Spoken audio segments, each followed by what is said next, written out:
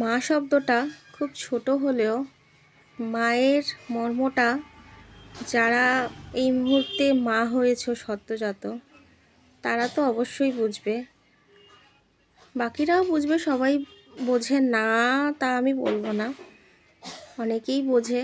আর যারা বিশেষ করে সদ্যোজাত মা হয়েছে তারা বুঝবে। আর ভগবানের এতটাই অশেষ কৃপা যে একটা ২৬ দিনের মাকে তার একটা সপ্তাহের মানে হসপিটাল থেকে ছুটি হওয়ার পর থেকে এতটাই অশেষ ক্ষমতা তাকে দিয়ে দেয় যে একটা সদ্যোজাত শিশুকে সামলানোর প্রচুর প্রচুর ক্ষমতা, প্রচুর মানসিক শক্তি, মানে সবটা যেন তাকে উজাড় করে দিয়ে দেয়। মানে তার জন্য সত্যি ভগবানের কাছে আমি কি বলবো, মানে ভাষা নেই।